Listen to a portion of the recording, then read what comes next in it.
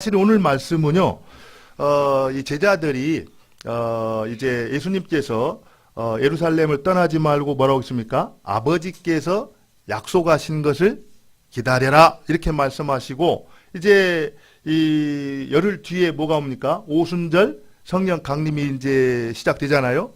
그래서 기다리라는 그 말씀에 순종해서 성령님이 오시기 전까지 있었던 일입니다. 그래서 오늘 이 말씀은 우리가 이 기다린다라는 게 무엇인지, 또 기다릴 때 우리는 무엇을 할 수 있는지, 그것이 왜 필요한지, 아마 이런 부분들을 오늘 말씀을 통해서 우리가 배울 수 있을 것 같아요. 여러분들, 우리가 잘 아는 것처럼 예수님께서 이제 이 땅에 오셔서 지상 사역을 다 마치시고 난 다음에 십자가에 못 박혀 죽고 부활하셨잖아요. 그죠? 부활하신 뒤에 며칠 동안 이 땅에 계셨습니까? 40일 동안 계셨어요. 그 40일 동안 이제 제자들과 함께 하면서 제자들에게 무엇을 말씀하셨냐면은 하나님 나라의 일을 강론하셨다. 이렇게 말하고 있습니다. 하나님 나라의 일을 말씀하셨는데 이 하나님 나라가 어떻게 자라가냐면은 결국에 성령께서 교회를 통해 이 하나님 나라를 이 땅 위에 세워 가신다라는 겁니다. 사실 사도행전은 그것을 기록한 거예요. 성령께서 어떻게 교회를 통해서 하나님 나라를 세워 가시는가, 그것을 기록한 것이 바로 사도행전입니다. 그런 의미에서 우리가 사도행전을 살펴볼 때 주목해야 될 것은 뭐냐면은 항상 뭘 주목해야 돼요? 성령께서 어떻게 교회를 이끌어 가시는가. 또 거기에 대해서 또 우리가 또 한 가지 주목해야 될 것은 교회는 어떻게 성령의 인도하심에 민감하게 순종하고 따라갔는가. 이 두 가지들을 살펴보면은 우리가 살아가면서 또 교회를 섬길 때에도 또 개인적으로도 어떻게 이 땅 위에서 주님의 백성으로서 또 주님의 교회로서 하나님 나라를 온전하게 세워가는 그런 영광스러운 삶을 살 수 있을 것인가를 우리가 배울 수가 있다라는 겁니다. 오늘은 사실은 그 부분에 대해서 굉장히 중요한 것을 가르쳐주는 말씀이다, 이렇게 생각이 들어요. 사실 오늘 말씀을 보면은요, 여러분들 말씀이 굉장히 길죠? 원래 본문이 길으면 설교는 짧아요. 그러니까 여러분들 아멘 소리가 굉장히 기신데, 근데 사실은 여기 이 본문의 내용을 이렇게 내용은 길지만 주어 동사, 이 본문을 주어 동사로 파악해 보면 굉장히 간단합니다. 여러분들 이 오늘 내용을 보면은요, 12절에서 14절까지 내용을 보면은 주어가 뭡니까? 12절에 보니까 제자들이 이렇게 나와 있어요. 그리고 내용이 쭉 나와 있지만 결국에 마지막 14절 마지막에 그들이 어떻게 했다고요? 마음을 같이하여 오로지 기도에 힘썼다, 이 내용입니다. 그리고 15절에서 20절 내용을 보면은 기도를 열심히 하고 있는데 누가? 베드로가, 이렇게 나옵니다. 베드로가 갑자기 일어나 가지고 말을 한 거예요. 근데 무슨 말을 했습니까? 이 15절에서 20절 내용을 보면은 시편, 성경 말씀을 통해서 이제 12제자 가운데 한 사람이 이제 이렇게 자살을 하게 됨으로써 그 비어있던 자리를 채워라 하는 얘기를 들었다, 이 내용이 나오고 있는 겁니다. 그리고 나서 21절부터 26절 끝까지 내용은 간단해요. 이러함으로 그 얘기를 듣고 제자들이 어떻게 했다는 거예요? 제비 뽑아서 사도를 세웠다, 마띠아를 세웠다, 이 내용입니다. 그럼 여러분 전체 내용이 아주 간단하죠? 성령께서 약속하신 것을 기다리면서 제자들이 전심으로 기도했다. 기도하는 가운데 갑자기 베드로가 일어나 가지고 시편 말씀을 떠올리면서 우리의 직무 가운데 감당할 한 사람을 세워라는 말씀을 들었다. 그리고 제자들이 그 말씀에 순종해서 어떻게 했다? 마띠아를 제비 뽑아 세웠다, 이렇게 말하고 있다라는 겁니다. 근데 이 내용을 보면은요, 이제 그 본문이 쓰인 요 내용을 보면은 이제 약속하신 것을 기다리라는 말씀에 순종해서 제자들이 모여서 기도하는 가운데, 그리고 이제 2장 1절 내용을 보면 오순절 성령이 임하시잖아요. 그죠? 성령이 오시기 그 사이에서 지금 일이 진행되고 있다라는 거. 다시 말하면 이제 오순절 성령을 덧입고 난 다음에는 제자들이 나가서 어떻게 합니까? 이제 놀라운 일을 행하세요. 베드로가 설교할 때 3,000명, 5,000명이 회개하고 돌아온 역사가 일어나거든요. 복음 전도 땅 끝까지 이르러 내 증인이 되라는 그 사역이 이제 왕성하게 시작이 되는 걸 볼 수가 있습니다. 근데 바로 그 일이 시작되기 전에 그 일을 준비하기 위해서 오늘 본문은 제자들이 무슨 일을 했는가를 가르쳐주고 있다라는 거예요. 근데 오늘 이 12절에서 14절 내용을 봤더니 제자들이 무슨 일을 했어요? 무슨 일을 했습니까? 예, 우리 그 14절을 한번 같이 읽어볼까요? 14절. 12절부터 다 내용이 있지만 14절 한번 같이 읽겠습니다. 시작.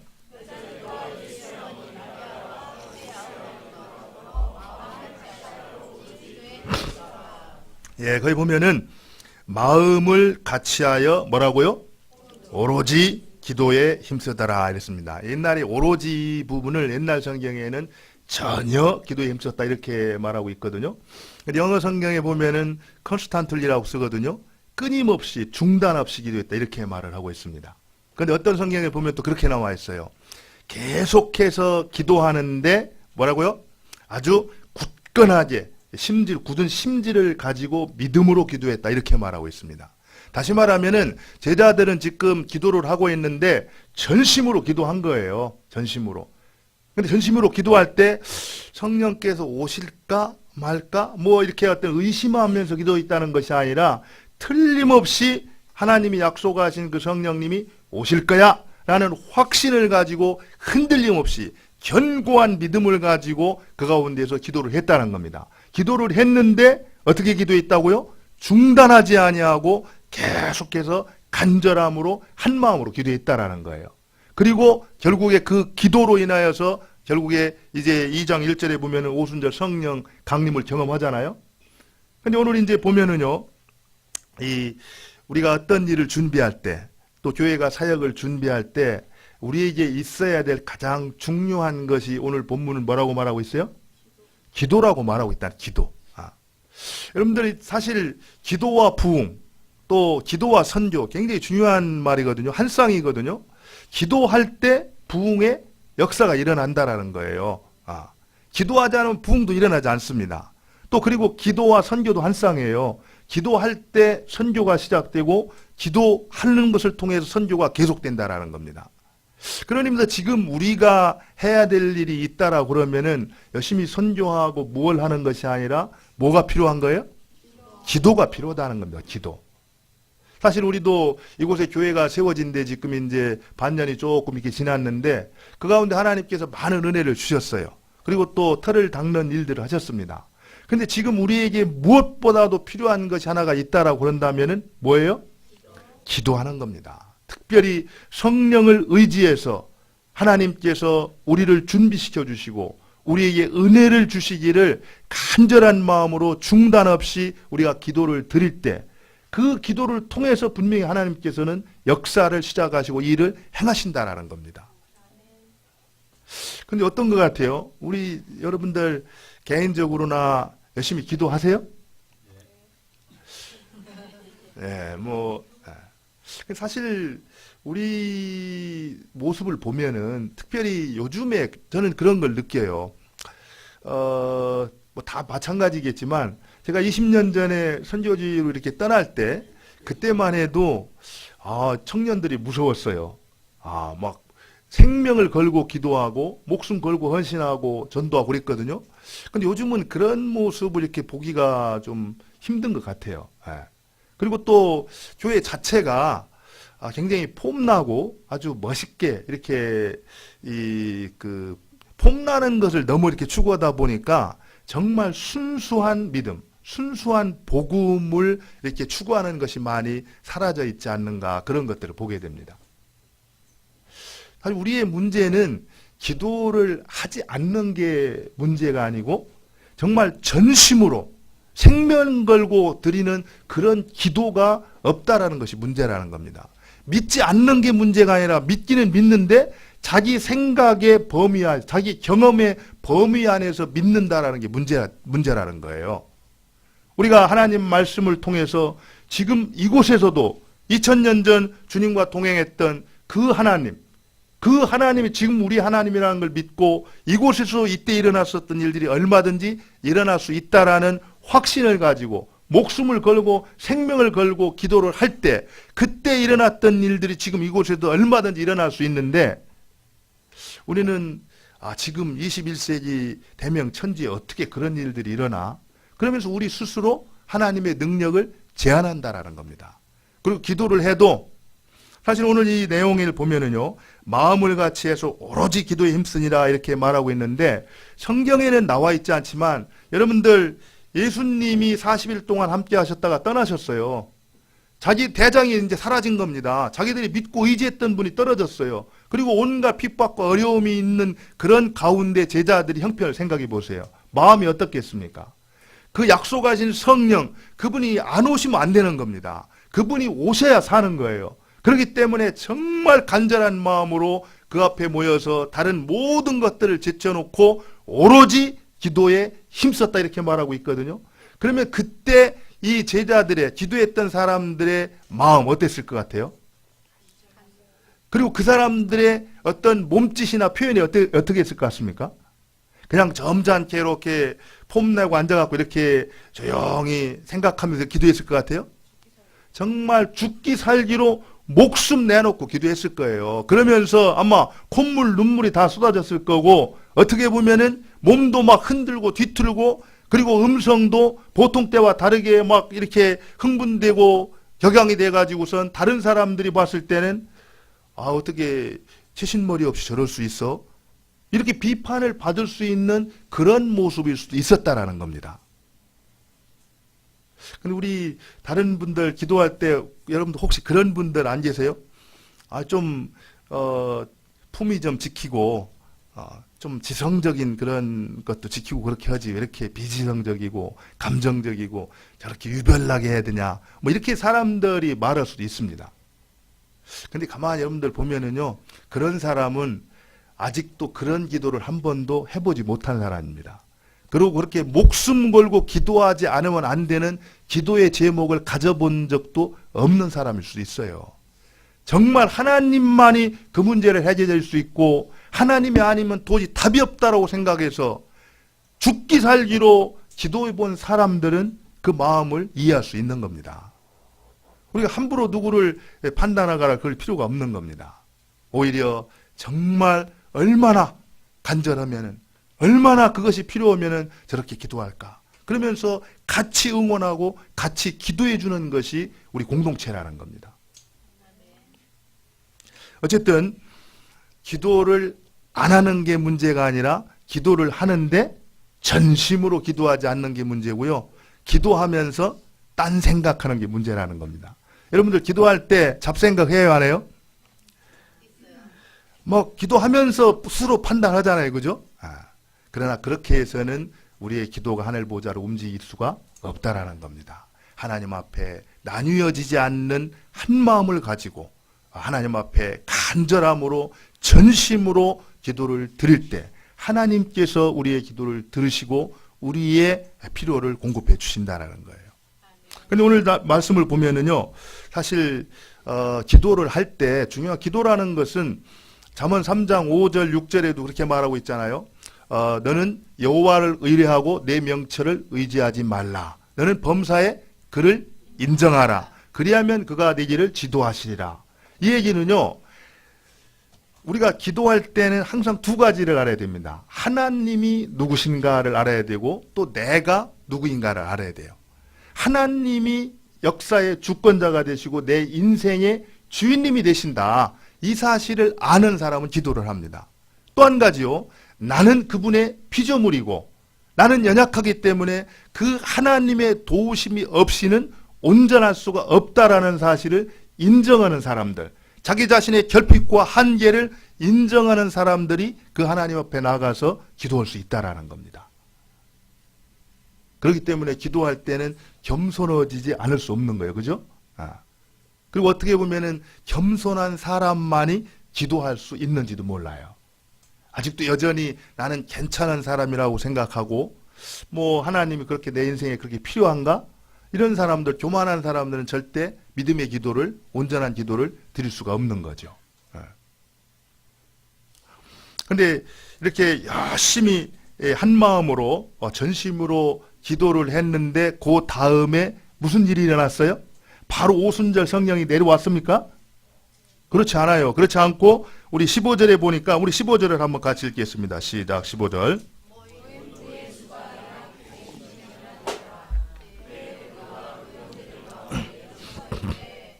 예, 거기 보니까 기도를 한참 하고 있는데 그때에 누가? 베드로가 그 형제들 가운데에서 일어서서 말을 한 거예요. 그죠?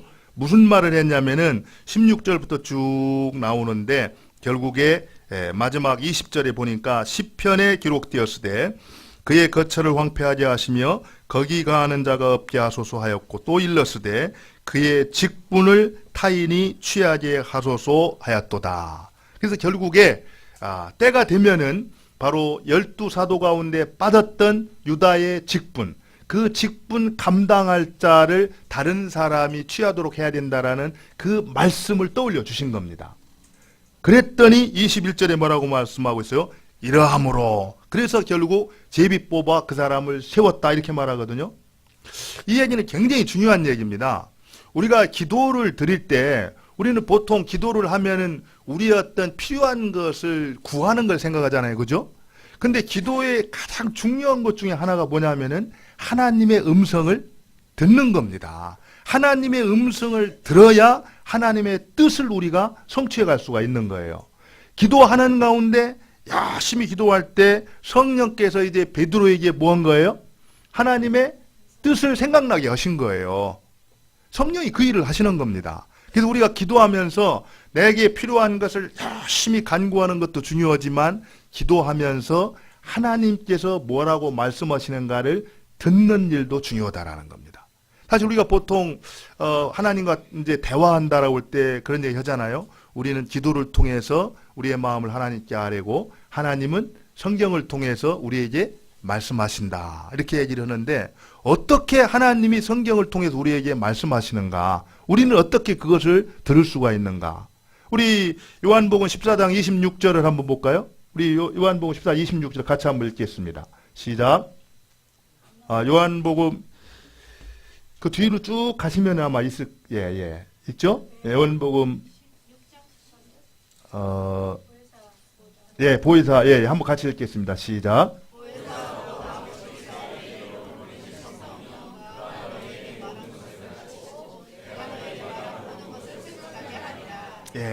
이 말씀을 보면은 성령님이 하시는 일이 어떤 일이라는 거예요?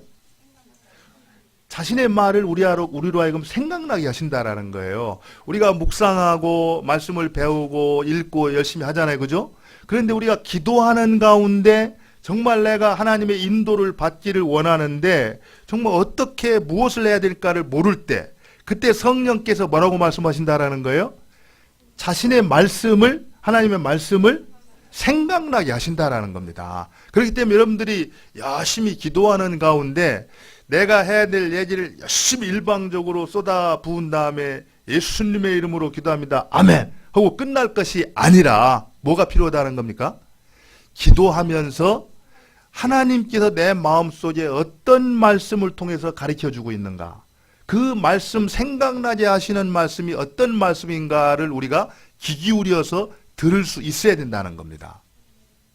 근데요, 실제로 기도가 우리가 훈련하다 보면은 습관이라는 게 굉장히 참 이제 위험해가지고 정말 기도를 새벽부터 어떻게 보면 새벽 기도 하루도 안 빼놓고 열심히 이렇게 해도요, 그렇게 몇십 년을 해도 하나님의 음성을 듣지 못하는 사람들이 있습니다. 왜냐하면 그런 사람들은 기도라는 것을 하나님의 음성을 이렇게 듣는다고 생각하지 아니하고 내게 있는 것을 말하는 거라고 생각하는 겁니다. 그런 분은 계속해서 그렇게 하는 거예요.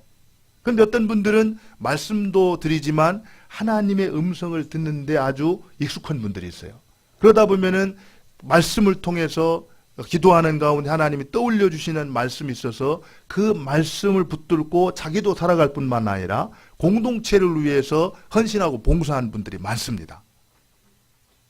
오늘 이제 베드로가 그런 역할을 한 거예요. 같이 120명이 함께 열심히 기도를 하고 있었는데 그 가운데 베드로에게 어떻게 한 거예요? 이제 성령께서 말씀을 생각나게 한 겁니다. 그래서 이제 베드로가 일어서 갖고 그 말씀을 나눈 거예요. 그랬더니 그 말씀을 들었던 제자들이 어떻게 했다고요? 이게 21절에 보면은 이러함으로 이렇게 해가지고 결국 26절 어떻게 했습니까? 제비뽀와 마띠아를 얻으니 그가 11사도의 수에 들어가니라 이렇게 말하고 있습니다. 우리가 기도할 때 생각나게 하시고 말씀하시면은 우리가 어떻게 해야 된다고요? 그 말씀에 순종을 해야 됩니다. 순종할 때 하나님의 뜻이 이루어져요. 그런데 우리가 기도를 하면서 가끔 이제 하나님의 음성을 듣는 것도 힘들고 또 이제 하나님과 교제가 힘들어지는 이유 중에 하나가 하나님이 말씀하시면은 내가 그 하고 싶지 않고 나한테는 정말 힘든 일이라 할지라도 내가 그대로 순종하겠습니다. 이런 헌신된 마음이 있어야 하나님의 음성이 들려옵니다. 근데 들려와도 나는 그거 말고 다른 거, 내가 원하는 답은 이게 아니고 다른 거라고 생각하면은 그 음성을 들을 수도 없는 거죠. 그래서 첫 번째 우리가 기도를 드릴 때는 하나님이 뭐라고 말씀하신지 간에 내가 듣겠습니다. 그리고 들은 다음에는 그대로 순종하겠습니다. 이런 마음을 가지고 하나님 앞에 나아갈 때 우리는 하나님의 음성을 제대로 들을 수가 있고 그 뜻이 이루어질 수가 있다는 겁니다. 저는 우리 서울 나눔과 섬김회교회 식구들이 그런 기도를 드렸으면 좋겠어요. 기도를 드리되 정말 전심으로 기도를 드렸으면 좋겠습니다. 그리고 기도를 드릴 때 하나님이 생각나게 해주시는 그 말씀을 들을 수 있기를 원합니다. 그리고 그 말씀에 순종해서 하나님을 섬겨갈 수가 있기를 바랍니다. 그래야 할 때 하나님의 뜻이 우리 교회를 통해서 이루어질 것입니다. 그런데 이제 마지막으로 제비 뽑아서 마띠아를 이렇게 얻었다 이렇게 말하고 있는데, 그러니까 이 직무 감당할 사람 한 사람 이제 세운 거죠, 그죠? 세웠는데 이제 방법으로는 어떤 방법을 썼냐면은 제비 뽑았다 이렇게 말하고 있어요. 여러분들 요즘에 이제 지금도 교회에서 제비 뽑는 일들이 가끔 있어요, 그죠? 우리 교단에서 총회장 선거를 할 때 뽑을 때 지금 제비 뽑기를 통해서 총회장을 세우거든요. 이런 일들이 있는데 여러분 어떻게 생각하세요? 제비 뽑는 게 성경적인 것 같으세요? 예. 또 다른 분이 안 성경적인 것처럼 생각하는 분 있으세요? 잘 생각을 해야 됩니다. 제가 오늘 설교 제목을 하나님의 주권과 인간의 책임이다 이렇게 정했는데, 사실 오늘 이제 기도도 마찬가지예요. 하나님의 주권을 인정하고 나의 피조물됨을 인정하는 사람들이 하나님 앞에 나가서 기도할 수 있거든요. 마찬가지로 오늘 제비 뽑는 일도 똑같은 일입니다. 제비 뽑는다라는 것은 하나님께서 역사의 주관자가 되시고 내 인생의 주인이라는 주권의식, 그거를 인정할 때 우리가 이 일을 할 수는 있어요. 그러면은 우리의 역할은 무엇일까? 사람의 역할은 무엇일까? 제비 뽑고 모든 걸 그냥 넣어놓고선 뽑혀서 뽑히는 사람이 하면 되나요? 근데 오늘 내용을 보면은요, 우리가 이 제비 뽑기가 어떤 일인가를 정확히 알 수 있는데, 여러분 보세요. 여기 23절에 보면은 23절 제자들이 어떻게 합니까? 한번 23절 같이 읽겠습니다. 시작.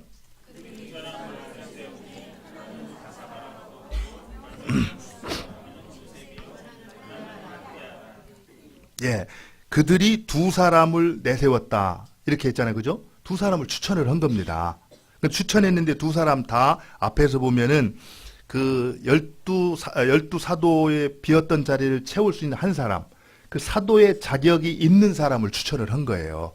그 자격이 있는 사람은 21절과 22절에서 분명히 말하고 있는데, 예수님과 함께 다니며 먹고 자고 함께 생활했던 사람, 그리고 예수님의 부활을 목격했던 사람들이었습니다. 그렇기 때문에 사도들이 추천했던 이 두 사람은 자격에 있어서는 이미 문제가 없는 사람이었어요. 그 둘을 딱 추천을 한 거예요. 둘을 추천을 했을 때 그 다음에 한 일이 뭡니까? 24절에 보니까 그들이 기도했다 이렇게 말하고 있습니다. 그들을 놓고 기도했다. 그리고 나서 이제 26절에 제비 뽑았다 이렇게 나오고 있어요. 다시 말하면은 우리가 해야 될 역할이 있다는 겁니다. 정말 누구를 후보로 선출할 것인가? 아무런 자격이 없는 사람을 갖다가 제비 뽑는 것이 아니라 우리가 하나님을 증언하기 위해서 누가 필요한가? 결국에는 사도의 자격은 우리가 그 사도가 증언한다라는 거, 증거라는 것은 뭘 증거하는 겁니까? 예수님을 증거하는 거잖아요, 그죠? 근데 예수님을 증거하는데 예수님이 누군지도 몰라. 그리고 예수님이 무슨 일을 행했는지도 몰라. 그런 사람들을 이렇게 뽑는다라고 하면 그 일을 감당할 수가 없어요. 예수님과 동행하면서 예수님이 누군지를 배우고 또 예수님의 죽음과 부활을 목격한 사람만이 예수님의 증인이 될 수가 있습니다. 그래서 그런 자격을 고려해가지고 이제 후보 두 사람을 세웠다라는 거예요. 이것은 누구의 역할입니까? 우리가 해야 될 일이라는 거예요. 우리가 해야 될 일. 그것까지도 하나님께 맡기는 것은 옳지 않다라는 겁니다. 그리고 중요한 게요. 여러분들 제비 뽑는 일이 성경에 나와 있는 예 가운데 오늘 본문이 마지막이라는 겁니다. 이후에 제비 뽑는 일이 없어요. 구약에서부터 지금까지 진행되어 왔던 제비 뽑는 일이 오늘 이 본문에 나와 있는 제비 뽑는 일이 마지막 일이라는 거예요. 그런데 마지막 일인데 그때가 어느 때냐면은 2장에 성령께서 이 땅에 임하시기 전이라는 겁니다. 그러면은요, 저는 개인적으로 그런 생각을 합니다. 제비 뽑을 수 있습니다. 실제로 우리가 지난주 모라비안들이 선교지를 갈 때 누구를 보낼까 할 때 제비 뽑아서 보냈다고 그러잖아요, 그죠? 그러니까 누구든지 다 준비가 됐을 때 그때 제비 뽑아 보낼 수 있어요. 그렇지만 제비 뽑는 것이 최선은 아닐 거다 생각을 해요. 오히려 제비 뽑는 것보다 더 중요한 것은 교회가 마음을 같이 해서 뜻을 모아가지고 결정하는 것이 더 중요한 일이라는 겁니다. 왜 그렇습니까? 성령께서 임하셨기 때문에 우리는 얼마든지 한 마음 한 뜻으로 가장 최선의 결정을 낼 수 있다라는 거예요. 여러분들 왜 그렇습니까? 한 몸에 여러 지체가 있잖아요. 그죠? 지금 손이 있고 발이 있고 있는데 나의 영혼, 내 영혼이 모든 것을 컨트롤하잖아요. 그죠? 그렇기 때문에 질서와 조화에 있게 모든 것들이 움직여질 수가 있는 거예요. 마찬가지로 우리 교회를 뭐라고 말합니까? 그리스도의 몸이고 그의 지체라고 말하잖아요. 그죠? 근데 성령이 임하신 겁니다. 성령이 임했기 때문에 우리 지체들이 다양하지만 얼마든지 하나의 뜻 결정해낼 수 있다라는 겁니다. 그러는 가운데 가장 최선의 결정을 우리는 내릴 수 있다라는 거예요. 그렇다고 해서 제비뽑기가 비성경적이다 이렇게 말하는 건 아닙니다. 그러나 우리는 우리가 해야 될 역할, 우리가 성령을 의지하면서 성령께서 이미 거듭난 이성을 우리 주셨습니다. 그렇기 때문에 그 성령을 의지하면서 지혜를 내서 가장 온전하고 하나님께 기뻐하시는 판단을 내릴 수가 있는데 그런 것들을 다 내려놓고 그저 제비 뽑는 곳 어떤 일을 결정한다. 이런 것은 성숙해 가는 데에도 도움이 되지 않고요. 교회가 건강하게 자라가는 데도 도움이 되지 않는 부분입니다. 사실은 이 총회에서 제비 뽑는 일들, 이런 일들이 생기는 이유가요. 안타까운 일들이에요. 사실 상식이 통하지 않는 일들이 일어나기 때문에 제비를 뽑는 겁니다. 그러니까 그게 성경적이라서 그런 것보다는 어떻게 보면은 최선을 이루어갈 수가 없기 때문에 차선의 최선으로 선택하는 방법이라고 볼 수 있는 거죠. 우리가 알아야 됩니다. 여기에서 사실은 이 23절에 26절을 보면은 제비를 뽑았다. 그게 중요한 게 아니에요. 제비를 뽑았다. 그게 중요한 게 아니라 바로 23절과 24절에서 정말 교회가 마음을 같이 해서 두 사람을 선출해서 추천한 거. 그거 중요한 일입니다. 그리고 난 다음에 더 중요한 건 뭐예요? 그러한 선택이 혹시라도 잘못되고 문제가 있을까 봐 하나님 앞에 온전하게 맡기고 뭐 했다는 거예요? 기도했다라는 겁니다. 그러고 나서 결국에 이제 결정되는 것은 주님의 뜻으로 우리가 받아들이겠습니다 하는 겸손한 고백으로 이제 제비를 뽑았다라는 거예요. 저는 이제 우리 교회가 그런 이제 이 부분이 있었으면 좋겠어요. 우리가 살아가면서 하나님께서 성령을 통해서 우리에게 주신 이 거듭난 이성이 있습니다. 이런 부분들을 방치하지 않기를 바랍니다. 그래서 할 수만 있다면은 성령의 인도하신 가운데 하나님의 주권적인 섭리를 우리가 인정하고 또 성경을 통해서 하나님께서 분명히 가르쳐 주신 말씀들이 있습니다. 그 말씀들을 하나하나 살펴보는 가운데 정말 하나님께서 기뻐하시는 결정, 하나님이 기뻐하시는 선택을 우리가 어떻게 이루어가야 될 것인가, 이러면서 끊임없이 말씀 앞으로 나아가서 말씀을 공부하고 또 기도하는 가운데 성령의 도우심을 구하고, 그러면서 하나님이 기뻐하시는 그런 선택들을 이루어 가신다라고 한다면은 우리의 신앙은 하나님 앞에서 건강한 신앙으로 세워질 수 있다고 보는 거죠. 저는 우리 서울 나눔과 섬김의 교회가 오늘 이제 말씀을 기억하면서 무슨 일을 하기 전에 먼저 뭘 하라는 거예요? 기도하라는 겁니다. 또 기도할 때 그저 내게 있는 것만은 무조건 아뢰는 것이 아니라 하나님이 나에게 뭐라고 말씀하신지를 듣는 일에도 힘쓰라는 것입니다. 그리고 그 말씀을 들었을 때는 거부하지 말고 그대로 순종하라는 거예요. 순종할 때 우리는 하나님의 주권을 인정하고 내 책임을 소홀히 하지 아니하고 내가 해야 될 바를 성실하게 감당하라는 겁니다. 그리할 때 하늘의 뜻이 이 땅에는 우리를 통해서 이 땅 위에 펼쳐져 갈 수가 있다라는 겁니다. 그와 같은 성도, 그와 같은 교회가 될 수 있기를 진심으로 바랍니다. 우리 같이 한번 기도하겠습니다. 오늘 말씀을 생각하면서 우리 같이 한번 기도했으면 좋겠습니다. 하나님, 하나님의 주권을 인정합니다. 하나님의 통치를 믿습니다. 성령의 역사를 믿습니다. 성령께서 인도해 주실 것을 믿습니다.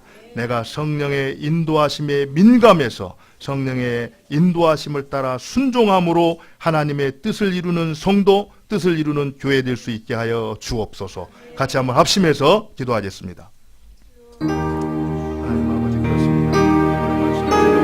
하나님의 뜻이, 하나님의 나라가 땅을 하나님의 역사를 하나님의 선한 인도하심을 줄 수 있고 역사여 아버지, 주께서 이루어주시고 은혜를 베풀어 주셔서 하나님의 뜻과 하나님의 나라와 하나님의 역사를 이루어주시고 하나님의 선하신 인도하심을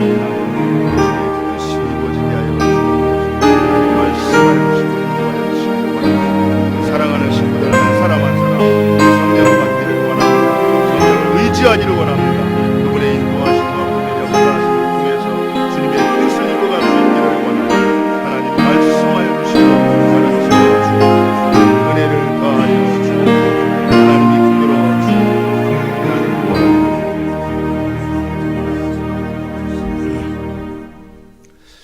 하나님, 우리에게 약속하시고 또 우리에게 기도하게 하시고 또 기도에 응답하셔서 우리를 통해 주님 나라를 세워가시는 하나님을 찬양합니다. 우리가 성령의 인도하심을 믿습니다. 성령의 인도하심을 따르겠습니다. 성령의 인도에 순종하여 하나님을 존귀케 하는 저희 생애가 되게 하시고 우리 교회가 되게 하여 주옵소서. 예수님 이름으로 기도 올리옵나이다. 아멘. 우리 다 같이 말씀을 생각하시면서 442장 찬송합니다.